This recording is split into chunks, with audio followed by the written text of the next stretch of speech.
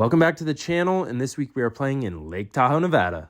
We went on a week-long vacation to get away from the 100-degree heat, and I normally don't play poker when I'm on vacation, but no shot I was gonna leave you guys hanging. If you look out at the tree line, you could see Harvey's Casino, which surprisingly is the only poker room in all of Lake Tahoe. My expectations were super low, but let me tell you, my read was definitely wrong. Surprisingly, this is our first night session all year, so we're definitely excited to get in on the action. The only game running at the time was a 2-3, and they had 5 tables going at once, which is always a good thing. The buy-in structure was $200 to $500, so when we got our seat, we bought in for the maximum of $500, which is surprisingly what we're used to playing at Capital Casino. The first hand we're dealt in was 7-6 of diamonds in middle position. Action gets folded to me, and I throw in a $15 open. 2 people put in the call, and we go to a Jack 9-6 rainbow board. With only bottom pair on a board that crushes our opponent's range, I decide to start off with a check, and action gets to a OWC, which is an old woman coffee, who bets $25.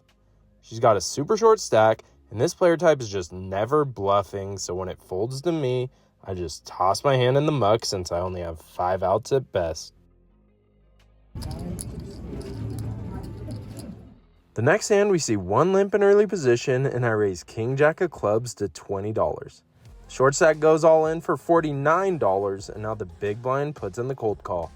I don't have a feel for the table yet since I've only been here a whole 2 minutes, so when it folds back to me, I just put in the call. Cold calls from the big blind are usually pocket 8s through pocket jacks, or hands like ace queen and ace king that have me in trouble. So with $150 in the pot, the flop comes out ace 9 deuce rainbow, and after the big blind checks, I check it back since there's no point in bluffing in a dry side pot because we still have to beat the all-in player. Turn is the queen of hearts, and we check it through, and river is the 3 of clubs, and our king high is no good after the big blind turns over queen jack offsuit. So we called $49 pre-flop out of position with a pretty shitty hand. Well, we're in for some great action tonight. After raising king-queen offsuit and missing completely, we add on $100 to get some chips back on the table, and we're now into the game for $600 total.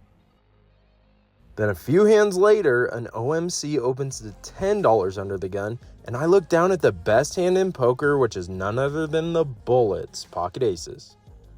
I put in the raise to $40, and now the cutoff puts in the cold call. He's played every hand so far, so I have zero clue what to put him on, and when it gets back to the old man, he puts in the call as well. So we're going 3 ways to a flop with $120 in the pot, and the flop comes out king 7-6 with 2 diamonds. I figure with this flop, I'm either way ahead or way behind, so after the old man checks, I throw out a value bet of $55. The cutoff snap folds, but the old man puts in the call. I'm praying he has a hand like ace-king so I could get max value, but the only other hands I'm putting him on are king-queen, king-jack, and big flush draws like ace-10 of diamonds, ace-jack of diamonds, and ace-queen of diamonds. Not much else. So we go to a turn with $230 in the pot, and the turn comes out the 8 of clubs. This shouldn't really change anything, so after he checks, I'm definitely going for a value bet, but now it's just about sizing. I have about $390 left in my stack, so my goal is to set up a half-pot riverbed jam on blank river cards. I settle on a sizing of $130 to charge all his flush draws and get value from his king X hands, and after a brief moment, our opponent calls once again. So the pot has ballooned to $490, and we're looking for a clean river, but unfortunately that's not what we get because the river comes out the 4 of diamonds, bringing in the front door flush. And to make matters worse, our opponent leads out and puts us all in for $260. If I had the ace of diamonds in my hand, I'd probably have to call this off since I'd block all the big flush draws, but this opponent is just never bluffing in this spot. He'd have to turn a hand like king-queen into a bluff, which I definitely don't see happening. So I disappointedly toss my hand in the muck, and our opponent turns over ace-queen of diamonds for the nut flush. In these last few months, I haven't found a way to win these big pots, but I'm pretty happy that I haven't tilted off much. Once I start pulling in more hours on the felt and variance turns my way, I'm gonna be a problem. We add on $300 after that debacle and have to pocket some chips since we can only top off to $500 max. So we're now into the game for $900 total. We moved seats to get a better view for the vlog, and since I'm on vacation and finally playing at night for a change, I decided to mix in a Moscow Mule, which is my go-to drink when I gamble. And to feed off of that, I want to let you guys know that every Monday I host a Meetup game at 8:30 p.m. Pacific time on the Club GG app. The stakes are 50 cents $1, and I give $50 to the highest stack at the end of the night and $25 to the person with the highest VPIP. So if you want to play with me and some fellow viewers, click the link in the description below and come join the madness. In our first hand at the new seat, we look down at Ace-10 offsuit and raise it up to $15. We get 4 callers, and with $75 in the middle, we see an Ace-King-9 rainbow flop giving us top pair with a solid kicker. I throw out a value bet of $35 to get value from worse ace-x hands and get the button to put in the call.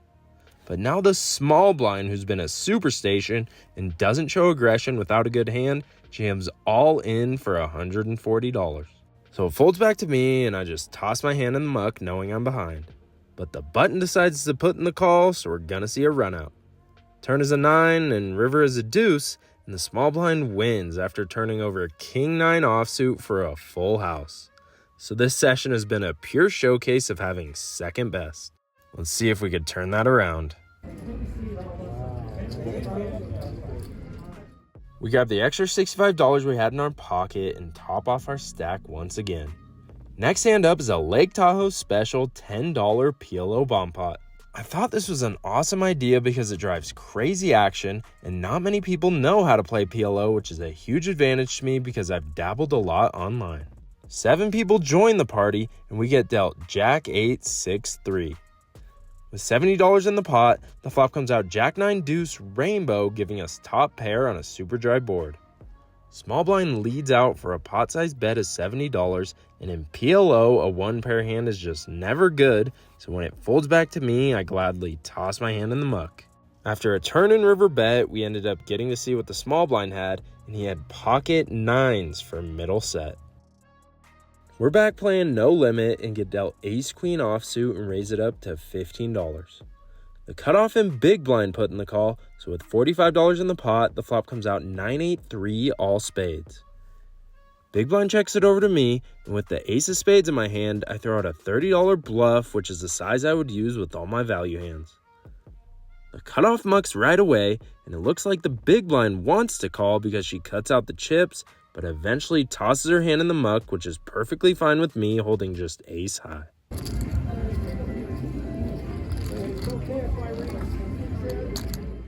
Next hand up, there's 2 limps from the field, and now the button, who's been playing super wide, raises to $30 off of a short stack. I look down at Ace-King offsuit in the small blind, and from what I could see, our opponent only has about $150 left in his stack, so I raise to $150, basically putting them all in.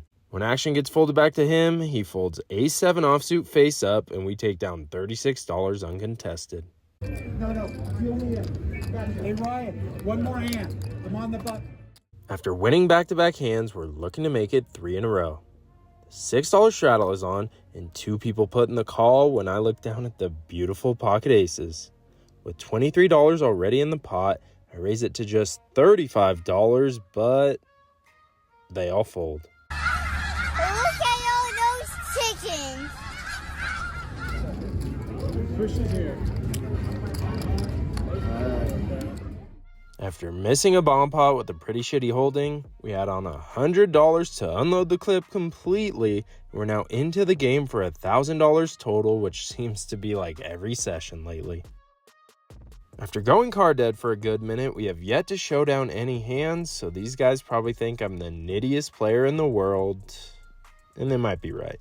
So I'm in the $6 straddle, and 2 people put in the call. Now the big blind, who's been opening super wide, raises to $23. After all this action, I look down at Queen Deuce of Spades, and although this is a shitty hand, I'm looking to use my image to try and take down $35 of dead money or play a pot in position with the big blind. So I raise it up to $80, and that's exactly what we get when everyone else gets out of the way, but the big blind puts in the call. So we're going heads up to a flop in position with a really shitty hand, and with $170 in the pot, the flop comes out 10-5 deuce with 2 clubs, giving us bottom pair. Not the best flop, but after the big blind checks it over to us, it's hard to make a pair in poker, so I bet out for $85 for some value and equity denial, and our opponent folds ace-jack of spades face up. We needed to get our street cred up, so I showed the table so I could get more action in the future, and I'm just thankful that spades didn't come out or we would have been in some major trouble. He had more chips out of flat once. Yeah. Thank you very much. We're finally trending in the right direction, and for this hand, the $6 straddle is on again, which we love to see. 3 people call the $6, and I look down at ace-queen offsuit and raise it up to 40. Only the first limper puts in the call, and the flop comes out queen 8-5 with 2 diamonds, giving us top pair, top kicker. I throw out a $55 value bet, but our opponent folds right away. Ace queen. I was pretty sure my ace 5 was good when he bet on the Yeah. because he was. A few orbits go by before we look down at the best hand in poker for the 3rd time today, which is none other than the bullets, pocket aces. An early position player limps, and now the cutoff raises to $10. Not wanting to lose him this time, I put in the 3-bet to just $35, and only the cutoff puts in the call. With $70 in the pot, the flop comes out 7-6-3 with 2 spades, which is definitely a better board for our opponent, but unless I'm against a tough, aggressive opponent, I'm c-betting this board 100% of the time. So I throw in a $40 value bet, but our opponent tosses his hand in the muck.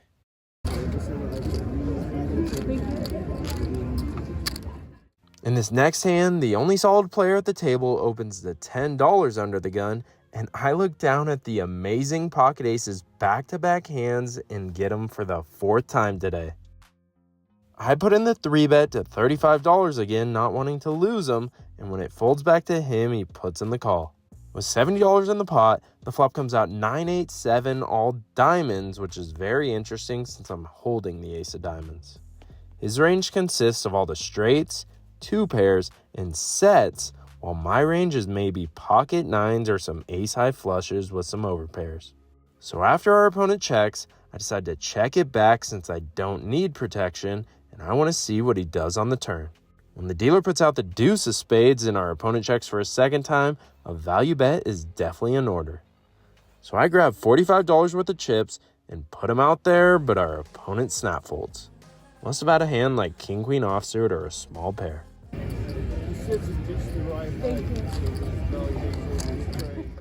So far this session, we've been winning a lot of pots with some major hands, but unfortunately, they've all been small ones, so we're still stuck $350.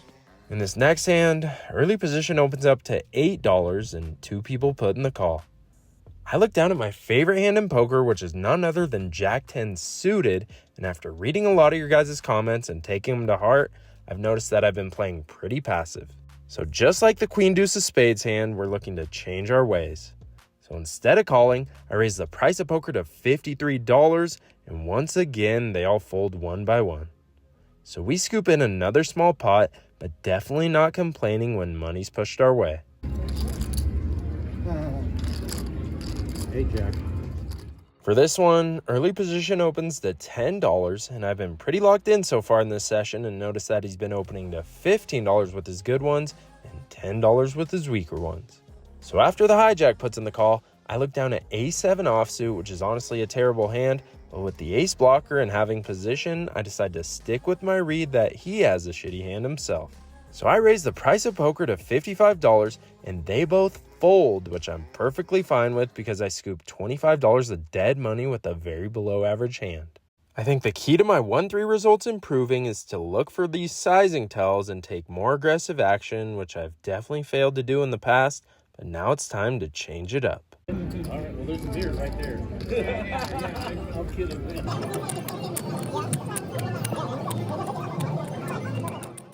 I just want to take a brief moment and give a shout out to all you night poker players because I'm falling asleep at the table and it's not even 1 a.m. But I'm going to stay fighting because I'm determined to make an epic comeback and stay until they close at 2 despite knowing my daughter's going to wake me up at 6 and we'll have to grind.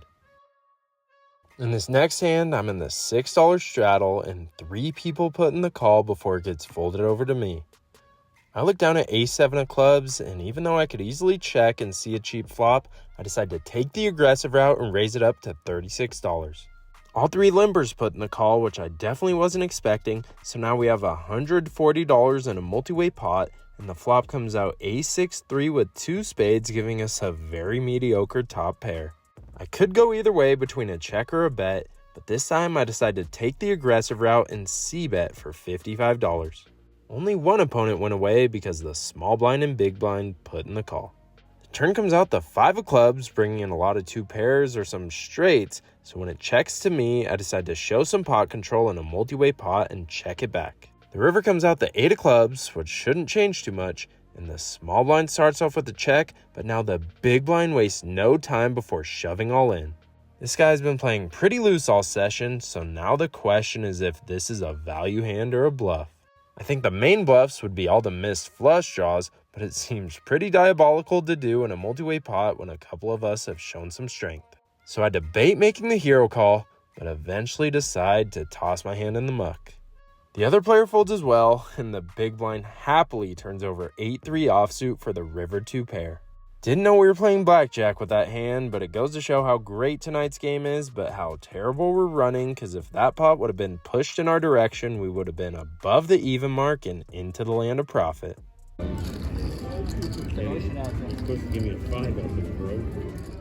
We're stuck $425 at this point, and if a couple things went our way, we could have had a massive payday, but that's just poker. Only thing to do is put it in the past and play each hand to the best of our ability. In this next hand, under the gun limps, a solid player opens to $21 and 2 people put in the call. I'm in the small blind and look down at ace-jack offsuit, and like I've been saying in the past, I'd usually take the passive route and just call in this spot, but now that I'm playing 1-3, I gotta start being more aggressive, especially when there's dead money out there. So I raised the price of poker to $135, blocking all the strong hands with my specific holding, and they all fold one by one, which I'm perfectly fine with. Ace of diamonds? In this interesting one, the $6 straddle is on, and 3 people put in the call, and I'm on the button and look down at ace-queen offsuit. With $29 of dead money in the pot, I raised the price of poker to $50 in position, and didn't know we were at Capital Casino because we get 3 callers. So the pot is already sitting at $205, and we go straight to a flop of ace-jack-5 rainbow, giving us top pair with a very good kicker. They check it over to me, and a value bet is clearly in order. I don't want to go too big and get a weak ace to fold, so I down bet to $65 because I figure I'm either way ahead or way behind and want to get action from worse hands. We get called from an early position player in the hijack, so I think one of them has an ace and one might have a jack. So keeping that in mind, there's exactly $400 in the middle, and the dealer burns and turns and puts out the jack of diamonds, putting 2 jacks on the board. They check it over to me again, and I figure I'm either way ahead or way behind still, so now I do some pot control and check it back to hopefully look like I was taking a stab with a hand like king queen or king 10. We go to a river, and it comes out the 8 of diamonds, which is basically a blank. I was hoping they'd check it over to me, but now the early position player bets $125 into $400, and after the hijack folds, we have ourselves a decision. This card room closes in just 5 minutes, so if I make this call and I'm right, we could walk away a winner and pull off the epic comeback and snap our losing streak, but if we fold or make the wrong call, then I'll be stuck piles. So to analyze the hand, I think this is the one player at the table that's capable of turning a hand like king queen into a bluff, or value betting a hand like ace 5 or ace 10 for this sizing, since he probably doesn't think I have an ace since I checked back the turn. So after all that, I decide to stick in the call, praying he shows me a bluff or a shittier ace, but he tells me that he has my favorite hand in poker and turns over jack 10 of clubs for trips. I don't know how the hell he knew that was my favorite hand, but unfortunately for us, there will be no comeback and the losing streak continues. We played one more hand in 8-4 offsuit before they shut it down, so let's get to the outro. It sucks we couldn't book a win after having some monster hands all night, but I guess that's just poker. In for $1,000 and out for $384 for a $616 loss. Poker is definitely not going our way as of late because we are on a 5-session losing streak and we're down over $2,500. However, I do feel like I'm making some solid adjustments to my game and playing more aggressive, which will definitely pay off in the long run, but now I just need the cards to obey. Nothing to do than just keep improving and grinding out the variance train on the felt. As for this week in poker, we only played this session since we're on vacation, but we wanted to record some content and edit a vlog to keep the consistency rolling. So we played a total of 3 hours and 20 minutes and lost the $616 for a $184 hourly loss rate. Oof. Just want to thank every single one of you guys that have subscribed because my year-end goal was 2,500 subscribers, which I've already doubled by the end of June. So now my new goal is 10,000 by January 1st. So as always, I hope you guys run good at the tables, and I'd appreciate it if you could hit the subscribe button to help me reach my new year-end goal of 10,000 subscribers.